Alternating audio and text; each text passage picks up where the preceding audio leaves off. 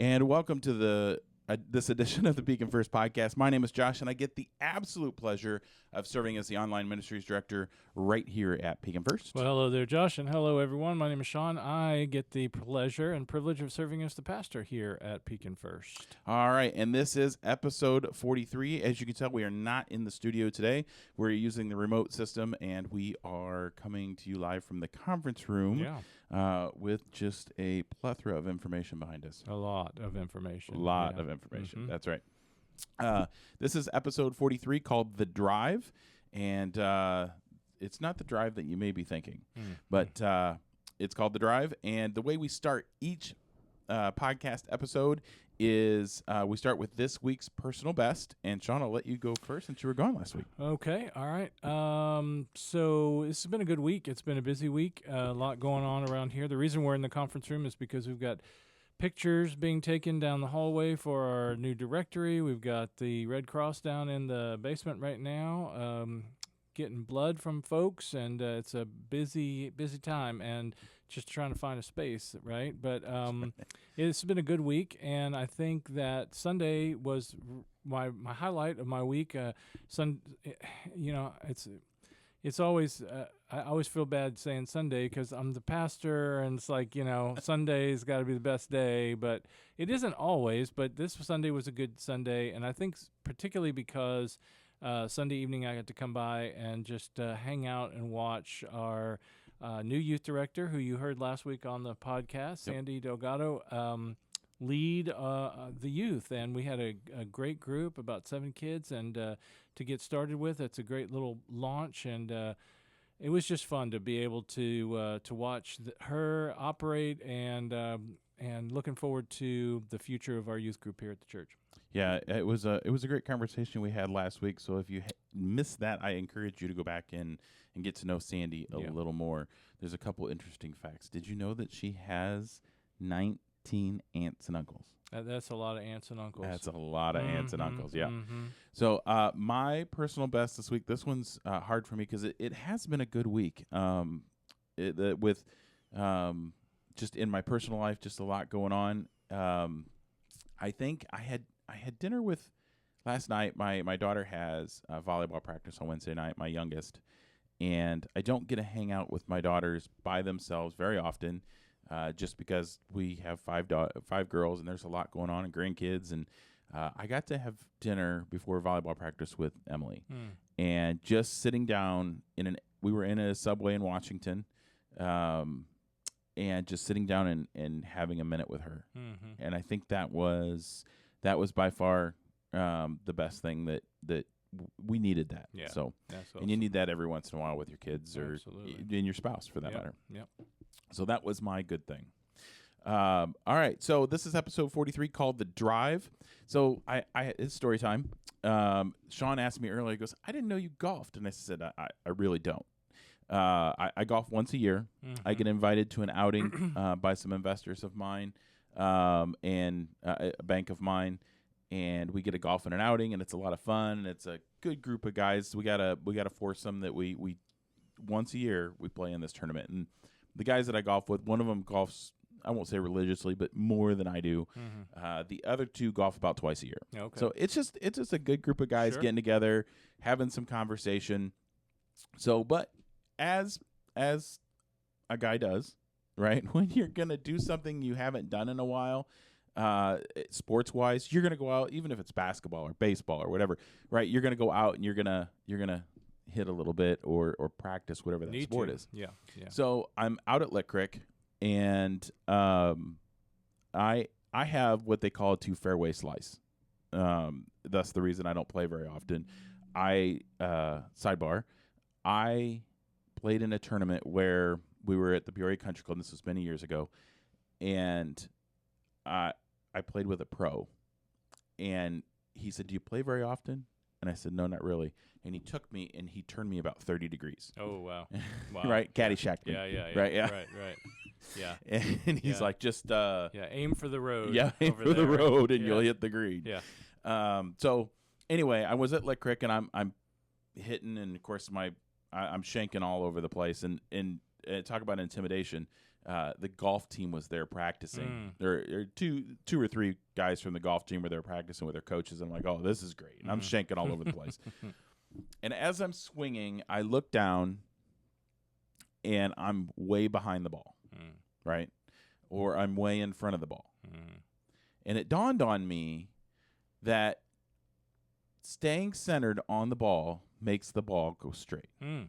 Yeah, right. Right. I mean, you're an avid golfer, right? well, yes, I enjoy the sport. I do, yes. But you're absolutely right. I mean, everything is it's physics, everything is, and it's geometry, and along with all the other techniques that go into it, you're absolutely right. Centering is critical. Yeah.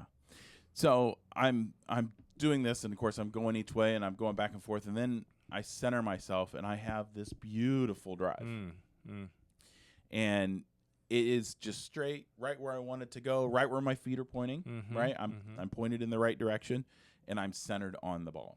And it dawned on me, this is like in anything that we do, I guess sports wise, right? You want to be centered over the plate. You want to be centered up to the hoop. You want to be.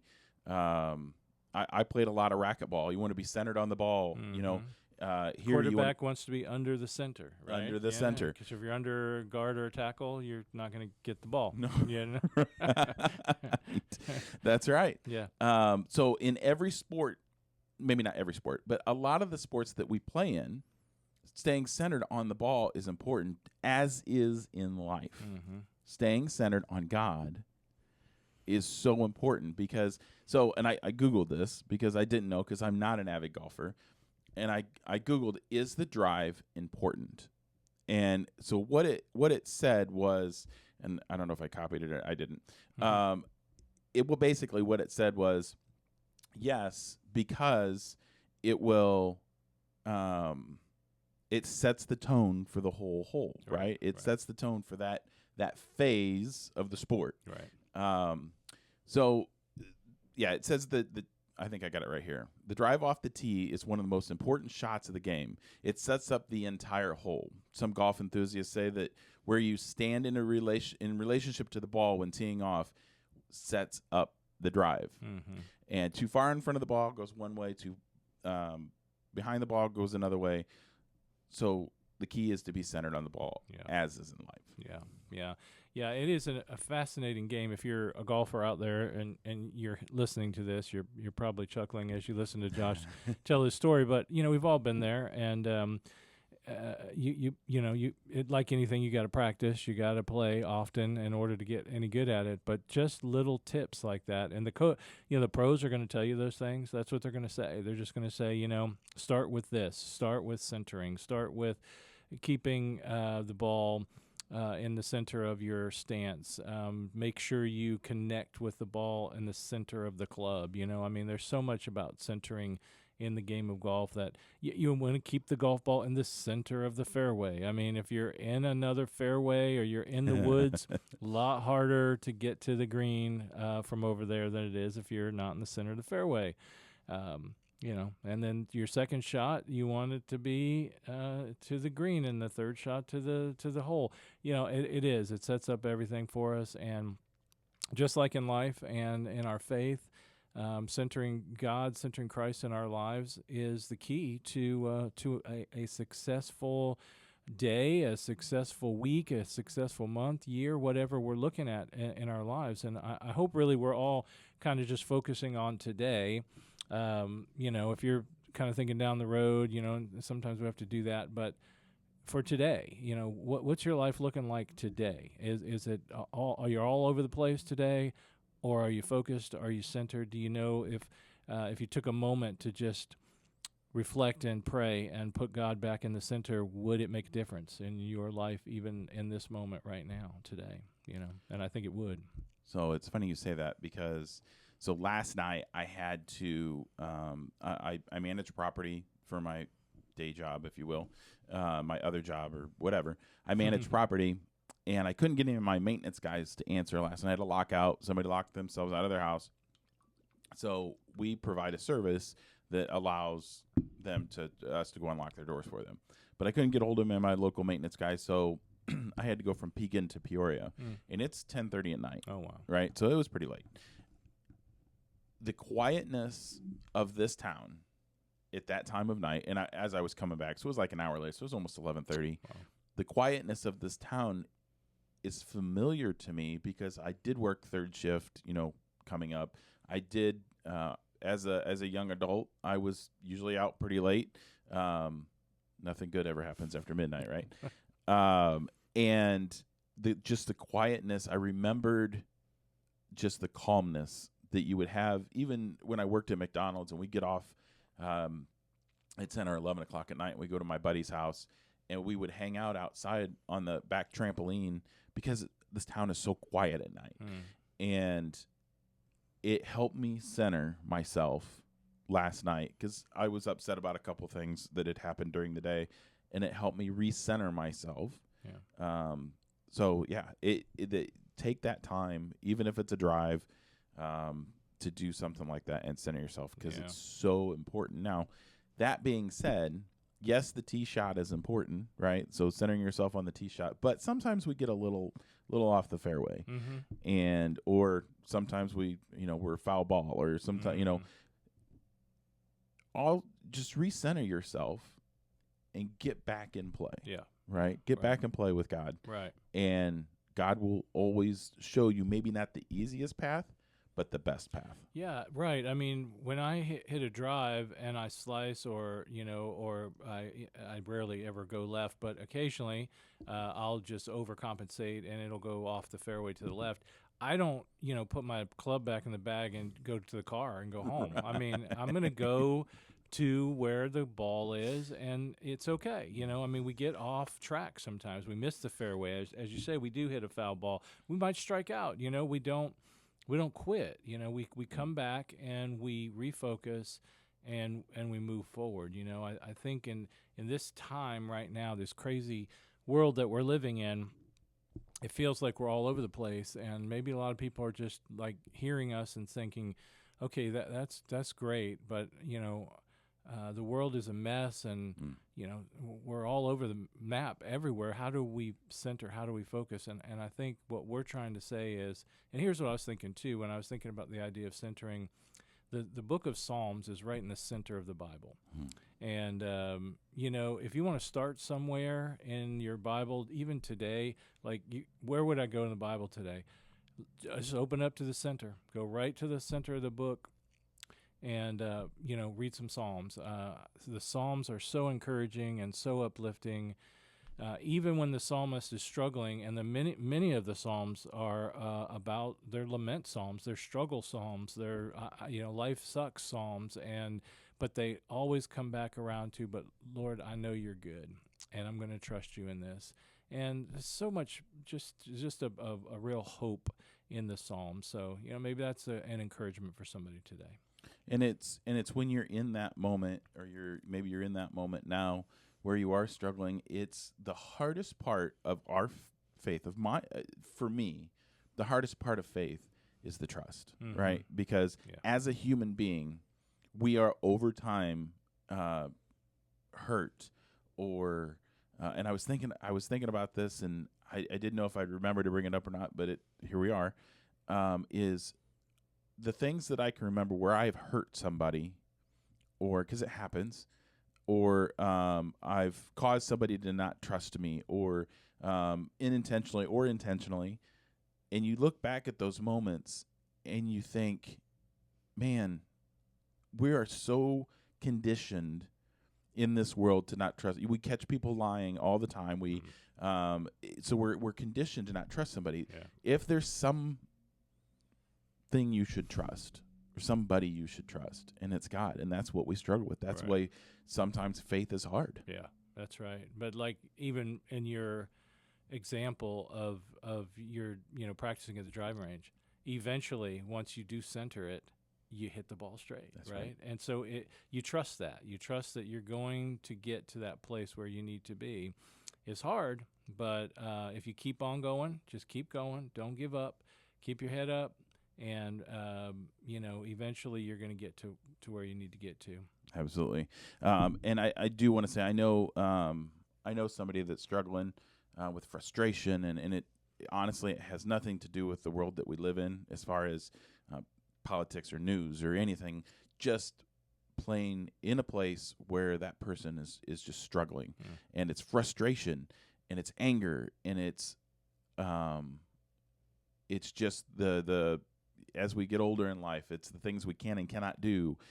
And I say to that person, stay centered, because God always has a purpose for us, and pray a lot. Yeah, there's an old, it's really an ancient technique. It's called centering prayer, and it's really very powerful. It is you take a moment, you think of a phrase, and a lot of times people will simply just say something like, Lord Jesus Christ, King of the world, have mercy on me, a sinner. Something like that. But you come up with your phrase. As you pause, it's sort of a breath prayer. Whatever you want to say as you breathe in, Lord Jesus Christ, Lord of the universe, breathe out, have mercy on me, a sinner. And it's a centering prayer. It reminds us, again, to kind of refocus, to breathe, and to put things in perspective in our lives. And, you can do that any time of the day. It's not like you have to, oh, my gosh, I got to carve out time to pray now. It's just a simple centering prayer, breath prayer, whatever your phrase is. You use the words that you want to use. But a breath prayer makes it easy because you remember to say a phrase as you breathe in and to say a phrase as you breathe out. And it's just like prayer is our breath, the breath in our lungs, So, Absolutely. Yeah. So speaking of praying and doing things like that, we have all kinds of things going on around here at Pekin First. I do want to give a shout out to Scott. He is hosting during your lunch hour, if you need a prayer, here in our new chapel. He is hosting just a prayer lunch or a prayer. It's open not a lunch. chapel, It's an open chapel. Yeah. But bring like I take my lunch to work, sandwich or whatever. Bring your sandwich in, eat your sandwich, sit in the chapel, and just be with God. Every Wednesday from 12 to 2. Yeah, the chapel's open. If you're not familiar with our church, we've just redone some of the spaces inside the building, and the chapel is one of them. It's a gorgeous space. It's very, very inviting. It's very, it's just very inspirational space, and a time at lunchtime to come by and do a little praying is a great idea in the middle of the week. Yep. In the center of the week. Center of the week to center yourself. Absolutely. All right. So the way I'm going to end this podcast is I caught something. I'm going to end it on a good note. I caught something on TikTok / Facebook this week, actually this morning, very early this morning. And this guy's name is Josh, and I'm going to butcher this. Josh Lillenquist. In his bio, he says, you can call me Josh Little or Josh. I bless strangers through the power of crowdfunding. This guy has 3.15 million subscribers. Wow. His videos have been viewed 1.7 billion times. Wow. So what this guy does is through crowdfunding, he walks into a restaurant, and it's usually he tries to make it like a local restaurant or a franchise that's local. He walks in and he orders a sandwich, or he's ordered chicken before or whatever, pizza. He walks in, he orders one. He asks how much it is, and let's say it's $20 or whatever. And he says, hey, I need 40 of them, right? Or 20 of them or whatever it is. And he has become widely popular. And I believe I don't know that this is correct information, but I believe he's up near Minneapolis. And so he takes this food and he feeds the homeless with it. Wow. And that's what he does. Love it. And as time goes on, if you watch his videos, and it's, again, it's Josh Lillenquist, or Josh Lilj is his @ so you can catch his videos there. And as time goes on, people start to recognize him. And the owners of these businesses will then say, you know what? No, you're not paying for this. And they will, one of them, and what caught me was one of them, they went out with all these pizzas. There was like 20, 30 pizzas. And they went out, and as they were given these pieces of pizza out, they were praying with these folks. Wow. And that's what a true ministry is. Yeah. That's what ministry is all about. That is what caring about each other is all about. Man. And when in a world of so much bad social media or unrest, social media we'll call it, this is a great way to center yourself and watch these videos, and it just gives you faith in humanity. That's wonderful. I love that. This is a great place to end today. Yep, absolutely. So you can see everything going on here at Pekin First at pekinfirst.org or through our Facebook page at facebook.com/Pekin First. Sean, anything? I mean, you summed it up with that story. That's such a great story, and that's the heart of the gospel is to, Jesus said, when you fed the hungry, when you've given water to the thirsty, clothed the naked, you've done it to me. You've done it to one of the least of these, my brothers and sisters, you've done it to me. And that's the gospel. That's the good news, and that's why we do what we do, because God loved us, and he desires for us to love each other. Absolutely. All right, remember, God put us here to do great things, so let's go do great things.